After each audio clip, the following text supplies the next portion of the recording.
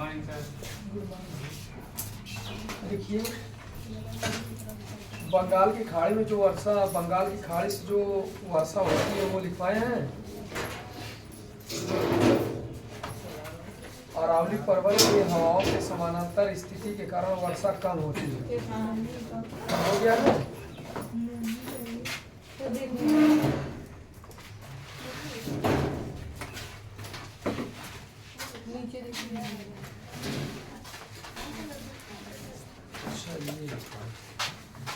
देखिए,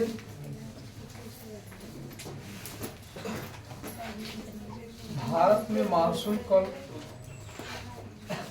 भारत में नीचे से लिखिए, भारत में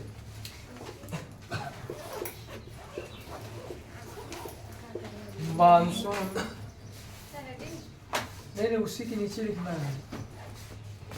भारत में मानसून काल वर्षा,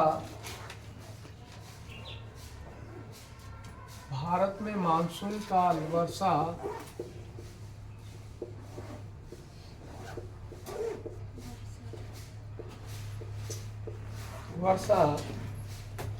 दक्षिण पश्चिमी मानसूनी हवाओं के द्वारा होता है।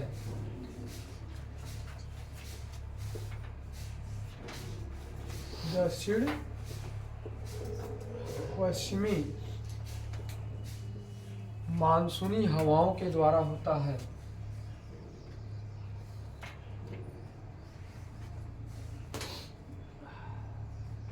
हवाओं के द्वारा होता है।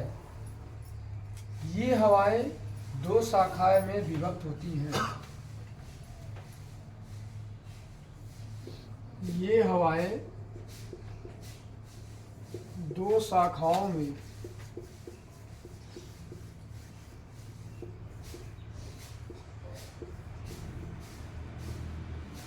विभक्त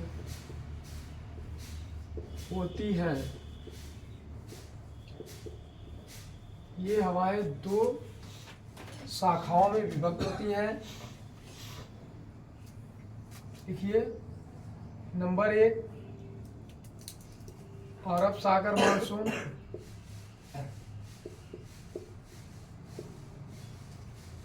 अरब सागर। दूसरा है बंगाल की खाड़ी। अरब सागर मानसून, बंगाल की खाड़ी का मानसून।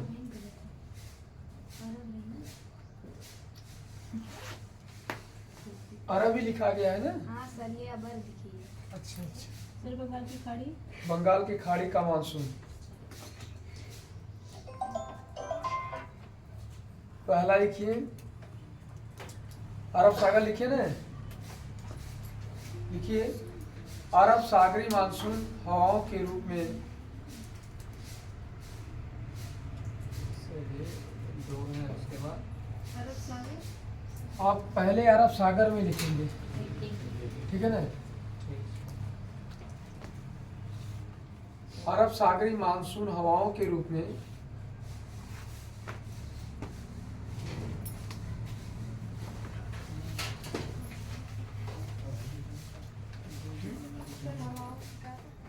हवाओं के रूप में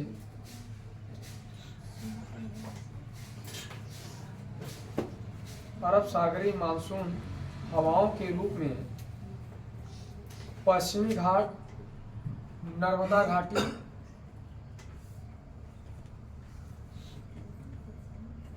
पश्चिमी घाट, नर्मदा घाटी और गुजरात तट पर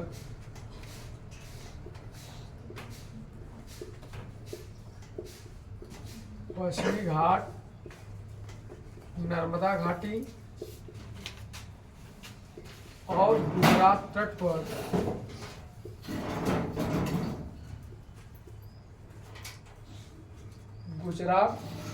पर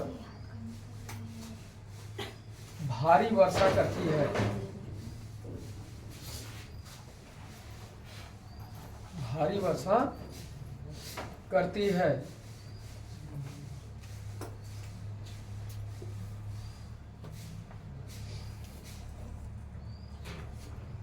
आगे लिखिए, पश्चिमी घाट का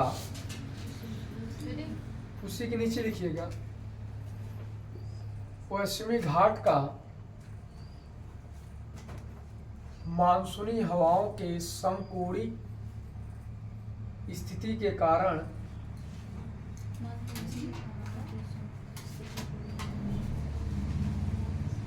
पश्चिमी घाट का मानसूनी हवाओं के समकोणी समकोणी स्थिति के कारण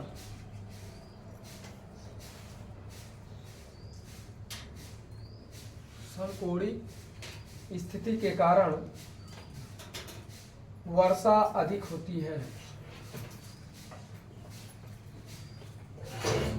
समकोणी स्थिति के कारण वर्षा अधिक होती है।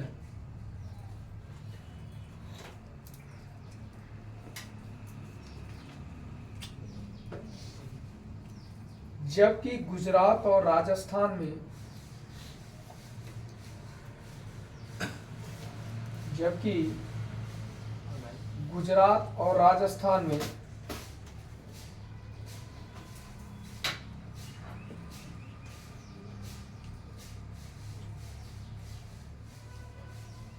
अरावली पर्वत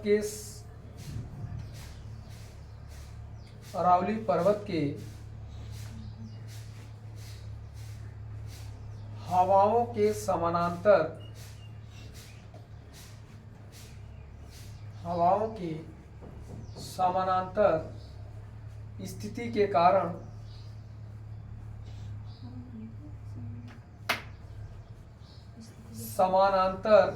स्थिति के कारण वर्षा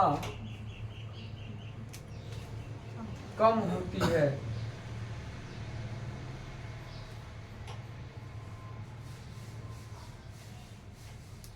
आगे लिखिए भारत में सर्वाधिक वर्षा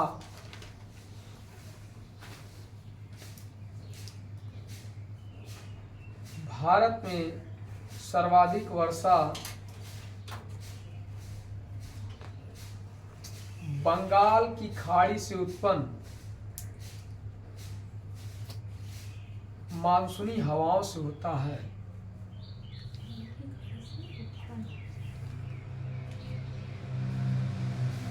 बंगाल की खाड़ी से उत्पन्न मानसूनी हवाओं से होता है। इन हवाओं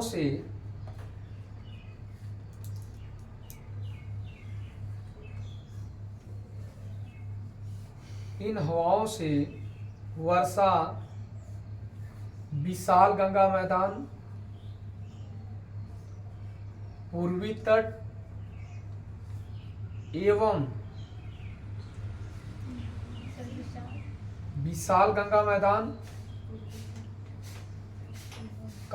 पूर्वी तट एवं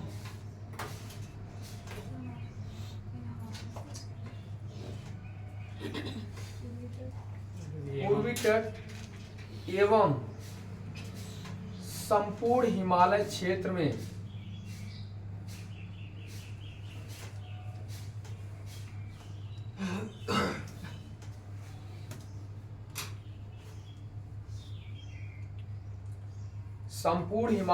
में वर्षा होती है।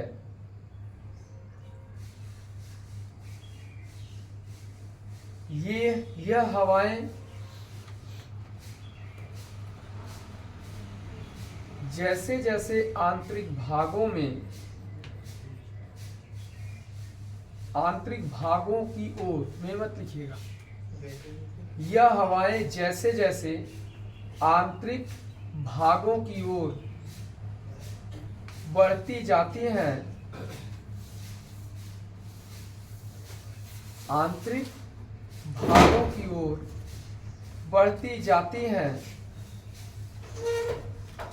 इनकी आर्द्रता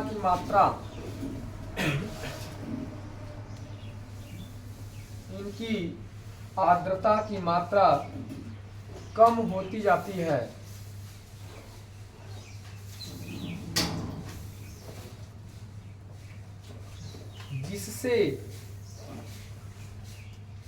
वर्षा भी कम होती है।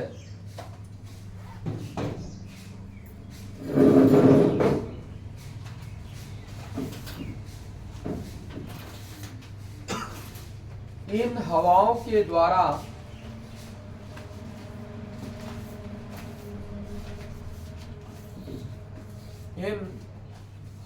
के द्वारा जहां बंगाल के तट पर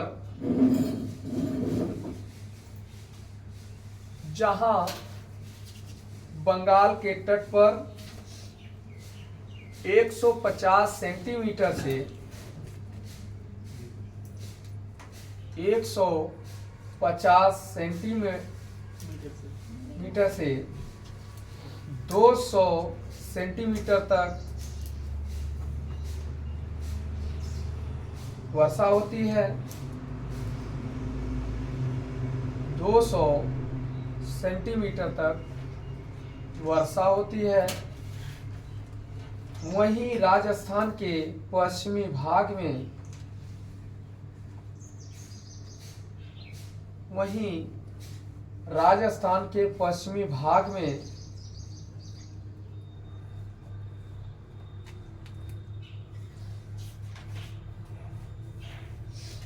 पच्चीस सेंटीमीटर से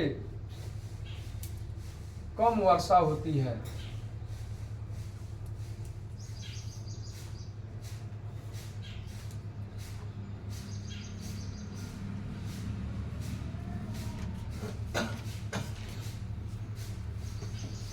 पच्चीस क्या 50 कर लीजिए, 50 सेंटीमीटर से कम होती है। अब मेन पॉइंट लिखिए। भारत में सर्वाधिक वर्षा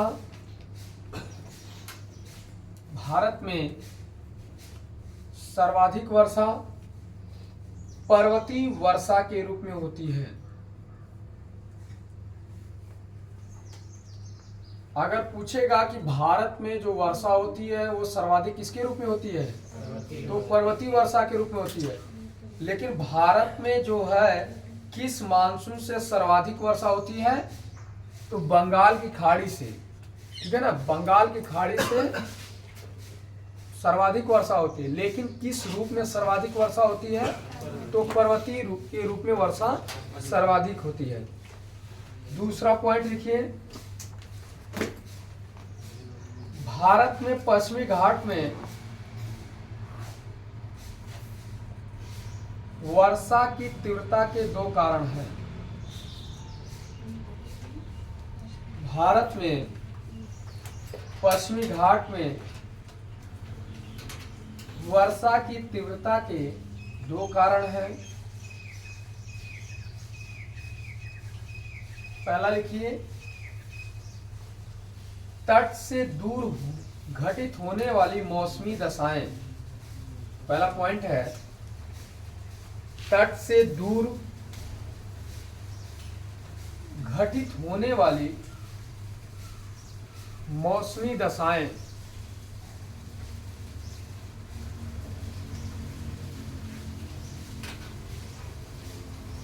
घटित होने वाली मौसमी दशाएं।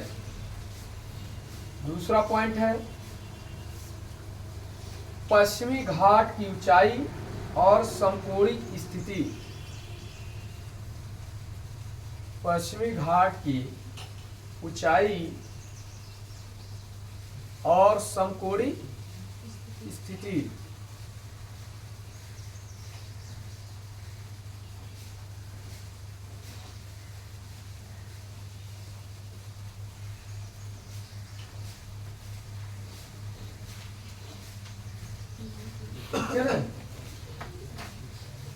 एक तीसरा भी पॉइंट लिख लीजिए। तीसरा पॉइंट लिखिए, अफ्रीका के तट से उत्पन्न होने वाली सोमाली धारा के प्रभाव से। अफ्रीका के तट से उत्पन्न होने वाली सोमाली धारा के प्रभाव से, हाँ, सोमाली धारा के प्रभाव से अरब सागरी मानसून अधिक सक्रिय हो जाता है। अरब सागरी मानसून अधिक सक्रिय हो जाता है। अरब सागरी मानसून मानसून अधिक सक्रिय हो जाता है।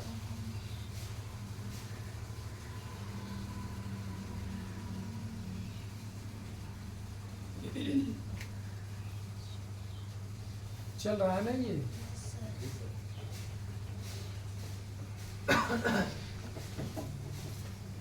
इसमें देखिए आज ही काफी अच्छे पॉइंट आपको दिए गए हैं।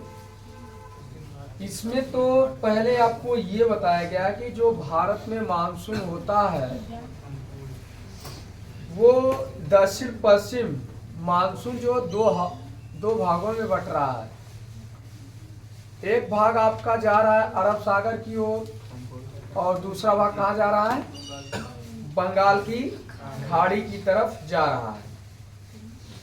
अब हमारे दिमाग में ये स्वाभाविक सी बात है क्वेश्चन बनना कि अरब सागर मानसून के द्वारा किन किन क्षेत्रों में वर्षा होती है। तो अरब सागर मानसून के द्वारा पश्चिमी घाट, नर्मदा घाटी और गुजरात तट पर वर्षा होती है। अब इसके बाद हम वहीं गुजरात और राजस्थान के इलाकों को देखें। वहाँ पे जो है जब उसके आप उत्तर की तरफ बढ़ेंगे गुजरात में और राजस्थान के पश्चिम में जाएंगे तो वहाँ पे वर्षा कम होती है। और वर्षा कम क्यों होती है? क्योंकि यह जो मानसूनी हवाओं के समानांतर स्थित कौन है? अरावली पर्वत है। तो अरावली पर्वत से ये हवाएं क्या करती हैं? उसी के समानांतर सीधा निकल जाती हैं। तो आर्द्रता को तो वहां पे वो टकराने का मौका ही नहीं मिलता है, तो वर्षा तो बहुत कम होती है। अब इसके बाद आता है कि भारत में जो सर्वाधिक बृहद क्षेत्र पर जो वर्षा होती है वो वर्षा किस मानसून के द्वारा होती है। क्योंकि आपने देखा कि दो प्रकार के मानसून हो गए, एक अरब सागर का और दूसरा बंगाल की खाड़ी का मानसून है। तो जो बंगाल की खाड़ी से उत्पन्न होता है मानसून, ये भारत में बृहद क्षेत्र पर वर्षा करता है। तो बंगाल की खाड़ी से जो उत्पन्न मानसून होता है ये भारत के किन किन क्षेत्रों में बारिश करता है। तो आप देखेंगे कि इन हवाओं से जो विशाल गंगा मैदान है वहाँ पे वर्षा होती है। फिर पूर्वी तट का जो इलाका है वहाँ पे वर्षा होती है और संपूर्ण हिमालय क्षेत्र में वर्षा होती है। अब यहाँ पे संपूर्ण हिमालय क्षेत्र का कहने का तात्पर्य ये हो गया कि जो पंजाब हिमालय, कुमायूं हिमालय, नेपाल हिमालय, असम हिमालय, यहाँ पर वर्षा होती है तो किससे होती है? बंगाल की खाड़ी से होती है। इसके बाद आप देखें उड़ीसा, आंध्र प्रदेश, पश्चिम बंगाल, तमिलनाडु, ये जो इलाके हैं, उसके बाद आप जो है उत्तर पूर्वी 7 राज्यों में चले जाइए, वहाँ पे अगर बारिश होती है तो किससे होती है? बंगाल की खाड़ी से होती है।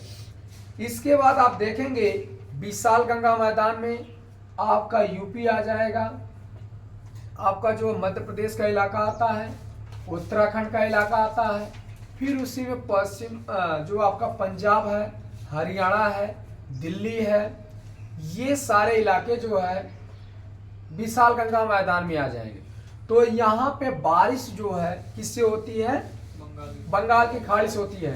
तो एक तरह से आप देख रहे हैं कि अधिकतर राज्यों में जो बारिश हो रही है वो किससे हो रही है? बंगाल की खाड़ी से हो रही है। तो यहाँ पे सबसे पहला क्वेश्चन ये बनता है कि बताइए वो कौन सा मानसून है जिससे भारत के राज्य में सर्वाधिक वर्षा होती है? तो वो कौन सा मानसून हो गया? बंगाल की खाड़ी। तो बंगाल की खाड़ी से भारत के बृहद क्षेत्र पर वर्षा होती है।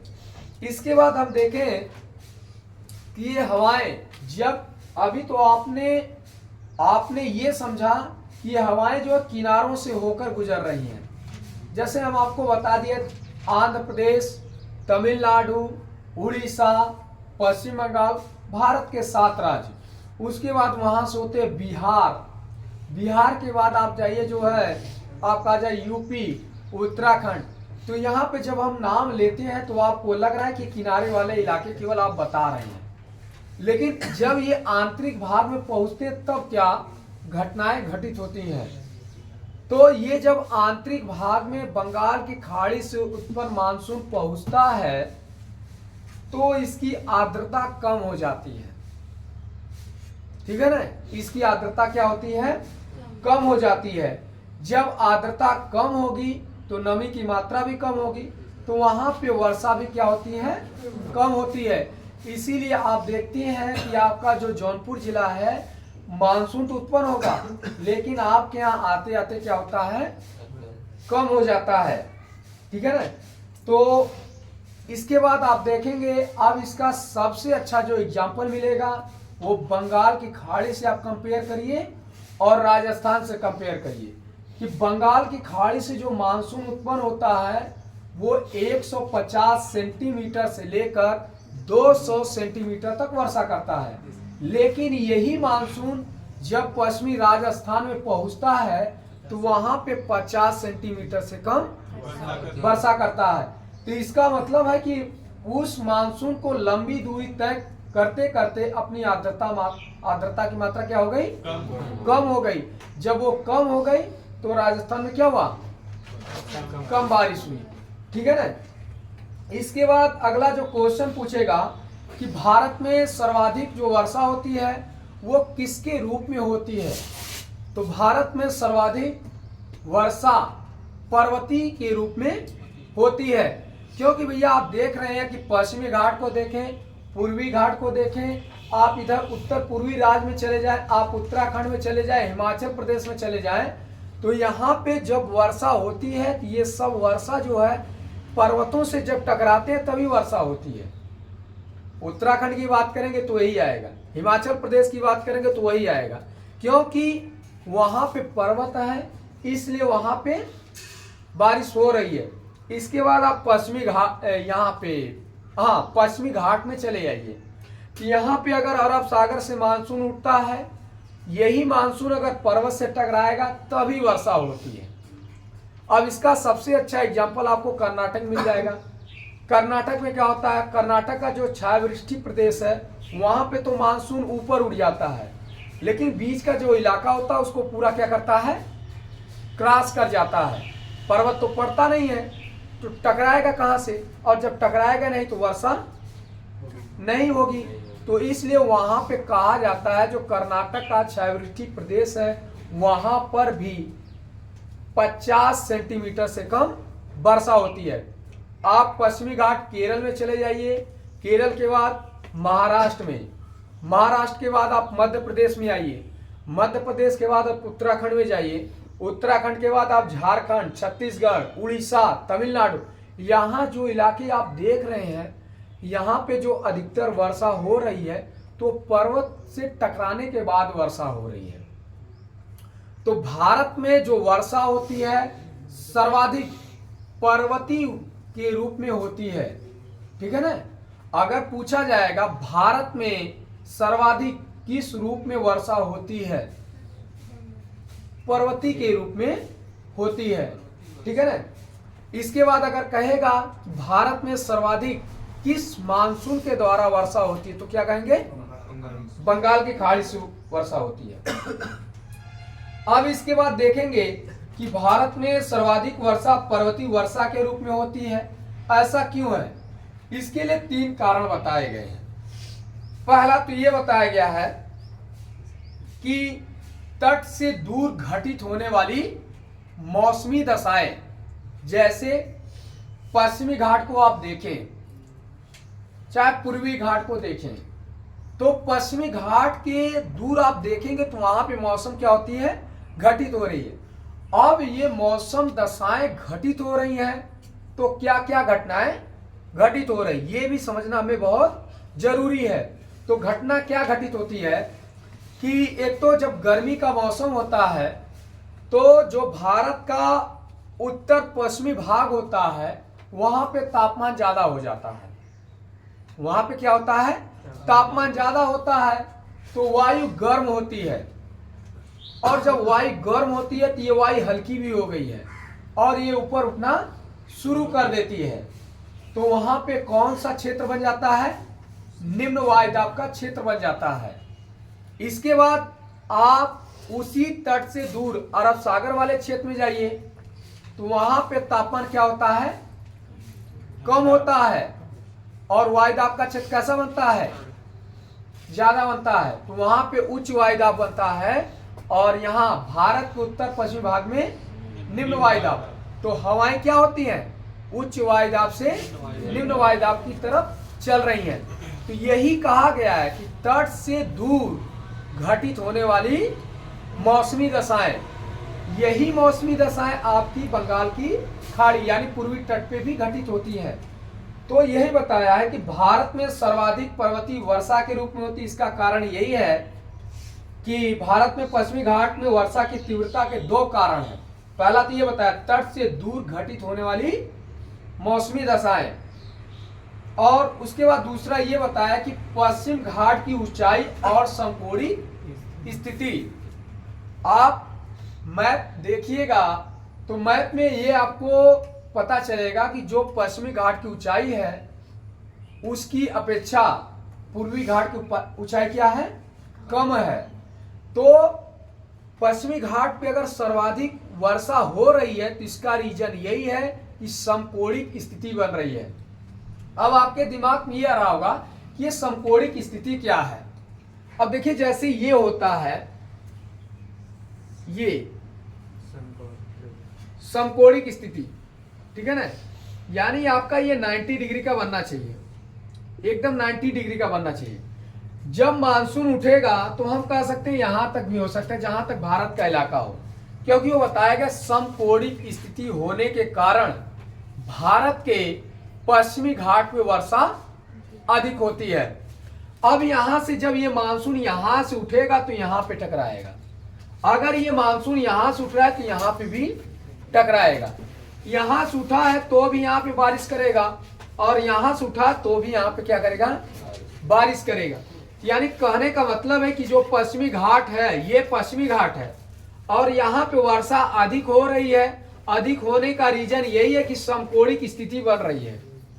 अगर यही समकोणिक स्थिति नहीं बनती तो शायद ज्यादा वर्षा नहीं होती, और समकोणिक स्थिति बन रही इसलिए वर्षा हो रही है। इसके बाद आप देखेंगे तीसरा जो पॉइंट लिखवाए हैं, तीसरा पॉइंट ये है कि अफ्रीका के तट से उत्पन्न होने वाली सोमाली धाराएं। अब ये सोमाली धाराएं क्या करती हैं, क्या है ये सोमाली धाराएं क्या करती हैं, तो देखिए कि अफ्रीका के तट से उत्पन्न होने वाली सोमाली धाराएं अरब सागरी मानसून को अधिक सक्रिय कर देती हैं। आपके दिमाग में कभी कभी फिगर आता रहा होगा, लेकिन आपने शायद पूछा नहीं या आपको मौका नहीं पूछने को मिला कि ये अरब सागर से जो मानसून उठता है वो सक्रिय क्यों हो जाता है, बहुत तेज हो जाता है। और बहुत तेज होने का केवल एक ही रीजन है कि अफ्रीका के तट से उत्पन्न जो सोमाली धारा होती है वही सोमाली धारा इसको तेज कर देती है। तेज कहने का मतलब कि जो हवाएं चलती हैं सोमाली धारा से वो हवाएं अरब सागर से होते हुए भारत की तरफ आती हैं। यानी आपको कहने का रीजन ये है कि जब अरब सागर से मानसून उठता है और भारत की तरफ चलता है उसी समय सोमाली धारा उठ के भी भारत की तरफ अरब सागर की ओर आती है, और वही अरब सागर मानसून से मिलके भारत के पश्चिमी घाट में वर्षा कर देती है। जब दो धाराओं का, दो मानसून का जब मिलन होगा तो बताइए वर्षा अधिक होगी कि नहीं अधिक होगी, तो वर्षा अधिक होगी। इसीलिए लिखा गया है अफ्रीका के तट से उत्पन्न होने वाली सोमाली धाराओं के प्रभाव से अरब सागरी मानसून अधिक क्या होता है, सक्रिय हो जाता है। ठीक है ना। अब इसमें आप देखिएगा, अब आपको जो अगला पॉइंट बताया जाएगा वो है जेट स्ट्रीम, कि मानसून की उत्पत्ति हो गई। मानसून कैसे कैसे उत्पन्न हुआ ये आपको अच्छी तरीके से क्लियर हो गया।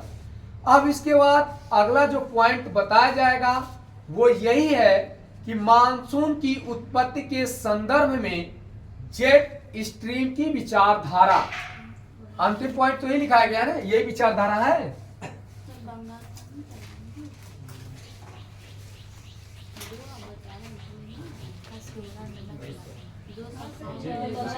विचारधारा लिखाया गया, लेकिन सर जी अरब सागर और बंगाल में तो बताएंगे क्या सर जी, अरब सागर का बताएं, बंगाल का लिखा है नहीं? बंगाल की क्या आपने लिखा है दो शाखाओं में विभक्त होती है, पहला अरब सागर महासागर, दूसरा बंगाल। बंगाल की खाड़ी तो अरब सागर से आपका नर्मदा घाटी, पश्चिमी घाट, गुजरात तट ये हो गया, और बंगाल की खाड़ी से विशाल गंगा मैदान और आपका पूर्वी तट और संपूर्ण हिमालय क्षेत्र में वर्षा होती है। ये तो लिखवाया है ना हमने, ठीक है सर जी, हाँ यही तो हम लिखवाए हैं ना। अच्छा, इसी में हेडिंग नहीं बोले हैं? नहीं नहीं, दोनों है। आप जहाँ जो है अरब सागर डालें वहां पे जो है अंडरलाइनिंग कर लीजिएगा। भारत में सर्वाधिक वर्षा बंगाल की खाड़ी से उत्पन्न है। हाँ ठीक है ना। नहीं, हेडिंग वहाँ। थोड़ा सा आप जो है उसको क्लियर करिएगा, क्योंकि हम थोड़ा सा लिखवा दिए हैं, तो आप उसको जहां अरब सागर लिखा उसको अंडरलाइन करिए, और जब बंगाल की खाड़ी लिखा है वहां से अंडरलाइन कर लीजिए। ठीक है ना। अब इसके बाद हमें जो बताना है वो मानसून की उत्पत्ति के संदर्भ में जेट स्ट्रीम की विचारधारा।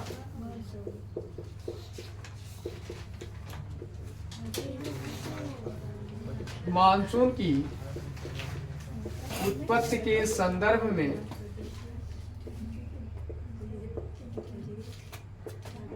जेट स्ट्रीम विचारधारा। अब यहाँ पे आपको सबसे पहले ये समझना होगा कि ये जेट स्ट्रीम विचारधारा क्या है। तो इसमें सबसे पहले आप ये समझने का प्रयास करें कि ये सर्वाधिक मान्य है। सबसे ज्यादा अगर कोई विचारधारा मान्य है तो जेट स्ट्रीम विचारधारा मान्य है। अब ये जेट स्ट्रीम विचारधारा मान्य है तो इसका सबसे बड़ा रीजन क्या है? क्योंकि यह जलवायु के विश्लेषण पर आधारित है। विश्लेषण किस पर आधारित है? जलवायु के विश्लेषण पर आधारित है।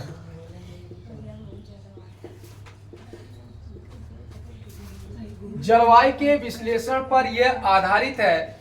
इसमें एक आप ही के देश के भूगोलवेत्ता हैं, उनका नाम है कोंटेश्वरम महोदय। क्या नाम है? कोंटेश्वरम महोदय। ये महोदय क्या कहते हैं कि अपनी परिकल्पना दिए हैं। परिकल्पना दिए हैं। अब ये परिकल्पना ये दिए हैं तिब्बत पठार के संदर्भ में। किसके संदर्भ में? तिब्बत पठार के संदर्भ में दिए हैं। और ये तिब्बत का पठार जो समुद्र तल से कितने मीटर ऊंचा है? समुद्र तल से 900 मीटर ऊंचा है।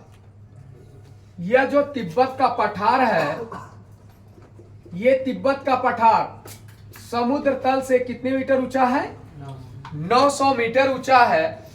इन्होंने ये बताया है कि यह पठार जितना गर्म होगा, जितना गर्म होगा उतने ही ज्यादा भारतीय मानसून की संभावना प्रबल होगी। ये महोदय यही बताते हैं कि जो तिब्बत का पठार है, ये तिब्बत का पठार जितना गर्म होगा उतने ज्यादा भारतीय मानसून की संभावना प्रबल होगी। इसके बाद क्यों प्रबल होगी? रीजन तो यह है क्योंकि इस पठार के वायुमंडल में हवाओं का एक आवर्त स्थापित हो जाता है। आवर्त क्या है?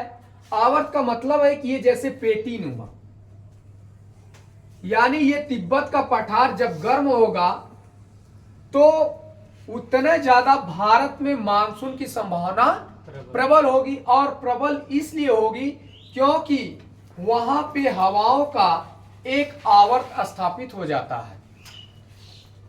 अब ये आवर्त स्थापित हो जाता है तो हवाएं पूरब से पश्चिम की ओर चलना शुरू करती हैं।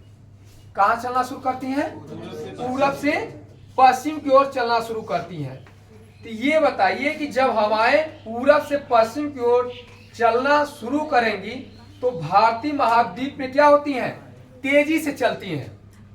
अब ये बताइए कि जब हवाएं पूरब से पश्चिम की ओर तेज चलेंगी तो पूरब की तरफ तो बंगाल की खाड़ी है कि नहीं है? पूरब की तरफ बंगाल की खाड़ी है। जो आर्द्रता बंगाल की खाड़ी से होकर आएगा वो इन हवाओं से मिलेगा कि नहीं मिलेगा? और जब ये इन हवाओं से मिलेगा तो ये हवाएं क्या करेंगी? भारतीय उपमहाद्वीप में क्या करेंगी? वर्षा करेंगी। तो इनका जो है मानना है और यही मान्य भी है, भारत में वर्षा करती हैं। तिब्बत के पठार से होने वाली ग्रीष्मकालीन विकिरण पूर्वी जेट स्ट्रीम में सहायक होती है। अब इन हवाओं का प्रवाह दक्षिणी चीन सागर से लेकर अफ्रीका के पूर्वी तट तक होता है। कहां से होता है? दक्षिणी चीन सागर से लेकर अफ्रीका के पूर्वी तट तक होता है। अगर ये चीजें आपको समझना है बहुत अच्छे तरीके से तो हम आपसे एक बार रिक्वेस्ट करेंगे कि आप जो विश्व का मैप है वो लेते आइएगा। अगर मिलेगा तो एक पेज मिलता है ना इतना बड़ा, विश्व का मैप लेते आइएगा। जेट स्ट्रीम को बहुत बाकायदे से समझाएंगे क्योंकि अभी तक आपने ये आपने देखा कि तिब्बत का पठार है, वो जितना गर्म होगा उतना ज्यादा भारतीय मानसून की संभावना होगी, ठीक है ना। अब ये क्यों होगी? क्योंकि वहां पे हवाओं का एक आवर्त बन जाता है। ये हवाएं क्या करती हैं? पूरब से पश्चिम की तरफ जब जाती हैं तो इनकी गति क्या होती है? तेज हो जाती है जब ये चलती हैं। फिर इसके बाद आप देख रहे हैं कि बंगाल की खाड़ी है और बंगाल की खाड़ी जो है, जो मानसून उत्पन्न होता है वो अपने साथ आर्द्रता लेकर आता है और ये उन्हीं हवाओं से मिल जाता है। अब ये हवाएं आगे कैसे बढ़ती हैं? तो यहाँ पे जो दक्षिणी चीन सागर होता है ये इनको और प्रबल कर देता है। दक्षिणी चीन सागर, ध्यान से सुनिएगा, जब विश्व वाला मैप लेकर आएंगे तो वहां पे आपको दिखाएंगे दक्षिणी चीन सागर से लेकर अफ्रीका के पूर्वी तट तक होता रहता है, ठीक है ना, वहां तक ये होता रहता है। और तिब्बत का पठार जितना गर्म होगा उतने तेज जेट स्ट्रीम की धारा भी चलेगी। यदि किसी वर्ष तिब्बत का पठार कम गर्म होता है तो मानसून कमजोर हो जाता है। ये मानना इन्हीं का है और ये सर्वाधिक मान्य भी है। आपने देखा कि ये बताए हैं तिब्बत का पठार यदि कम गर्म होगा तो भारत में वर्षा कम होगी और तिब्बत का पठार अगर गर्म होता है तो रीजन क्या है कि जो बंगाल की खाड़ी से उत्पन्न आर्द्रता होती है वो आर्द्रता इन्हीं से मिल जाती है और भारतीय उपमहाद्वीप में क्या करती है? वर्षा कर देती है। अब इसके बाद आप जो है इसको समझना है तो हम तो यही कहेंगे कि आप जो है वो लाइएगा विश्व का मैप, लिखिए जो है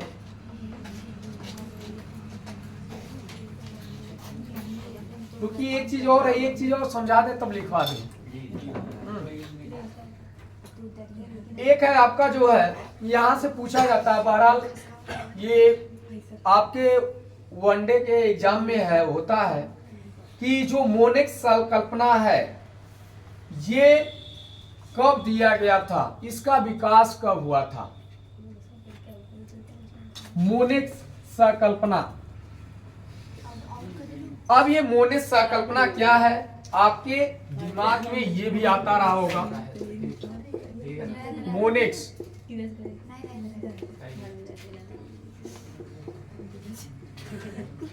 अब ये मोनिक्स संकल्पना क्या है? तो ये मोनेट संकल्पना ये है कि ये दो देशों के बीच बैठक हुई है। वो देश है आपके, एक तो रूस है और दूसरा भारत है। रूस के वैज्ञानिक और भारत के वैज्ञानिक एक संयुक्त बैठक करते हैं और ये बैठक करते हैं तो वहां पे इसका विकास भी करते हैं 1973 ईस्वी में। और ये मोनेक्स की जगह पे होती है, इसलिए उसे क्या नाम दिया गया है, मोनेक्स संकल्पना। तो इन्होंने क्या कहा है, इन लोगों ने अध्ययन क्या किया है कि भारत में वर्षा क्यों अलग अलग होती है। कहीं वर्षा कम होती है, कहीं वर्षा अधिक होती है। इन लोगों ने यही अध्ययन किया था, अनियमितता का अध्ययन किया है। तो इस संकल्पना के अनुसार ये है कि ग्रीष्म ऋतु दक्षिण पश्चिमी आर्द्रता युक्त हवाओं के सक्रियता में तिब्बत के पठार की भूमिका प्रमुख होती है। यानी दो देश के वैज्ञानिकों ने भी तिब्बत के पठार को मान लिया कि इनकी भूमिका प्रमुख है। एक तो रूस के वैज्ञानिकों ने माना और दूसरा किस वैज्ञानिकों ने माना, भारत के वैज्ञानिकों ने माना कि भारतीय मानसून में अगर कोई प्रमुख भूमिका निभाता है तो वह तिब्बत का पठार। फिर इसने ये बताया है जिस वर्ष उत्तर पूर्वी अर्थात उत्तर पूर्वी जेट स्ट्रीम कमजोर हो जाती है उस वर्ष मानसून भी कमजोर हो जाता है। अर्थात तिब्बत का पठार एक हीटर के रूप में जितना गर्म होगा भारतीय मानसून उतना सक्रिय होगा। ठीक है ना। कहने का मतलब है कि यहाँ पे आपको ये पूरे की तरीके से बता दिया गया है कि तिब्बत की पठार की भूमिका भारतीय मानसून में प्रमुख होती है। ठीक है ना। इसलिए आप देख रहे हैं कि तिब्बत का पठार भारत के मानसून के लिए कितना लाभदायक है कि नहीं है। तो इसमें जो है आगे जो दिया गया है वो है मानसून निवर्तन या मानसून का लौटना। निवर्तन भी होता है लौटना। अब आपके दिमाग में आ रहा होगा कि ये मानसून जून में तो उत्पन्न होता है लेकिन ये लौटता कब है। मानसून चलने के लिए चला गया लेकिन जो मानसून गया वो वापस आएगा भाई। ऐसा नहीं है कि वापस नहीं आएगा। और वो जब मानसून वापस आता है उसी को निवर्तन कहा जाता है। यह मानसून लौटता कब है, अक्टूबर और नवंबर के माह में लौटता है। कब लौटता है, अक्टूबर और नवंबर के माह में लौटता है। और उस समय स्थिति क्या होती है, उस समय स्थिति ये होती है कि सूर्य दक्षिणी गोलार्ध में प्रवेश करता है। जब सूर्य दक्षिणी गोलार्ध में प्रवेश करता है तभी मानसून लौट के आता है। और तब भारत के उत्तर पश्चिमी भाग में तापमान में गिरावट होती है। और जब उत्तर पश्चिमी भाग में तापमान में गिरावट होगी तो वहां पे कैसा दाब बनेगा, उच्च वायुदाब बनेगा। और ITCZ जो है वो भूमध्य रेखा की तरफ खिसकने लगता है। आप देख रहे हैं कि उच्च वायुदाब बना, ITCZ भी नीचे की तरफ जाने लगा। तो यानी अब आपका क्या हो रहा है, मानसून वापस आ रहा है। ठीक है ना। इसके आगे हम आपको कल बताएंगे। ठीक है ना। आज के लिए इतना है। Close video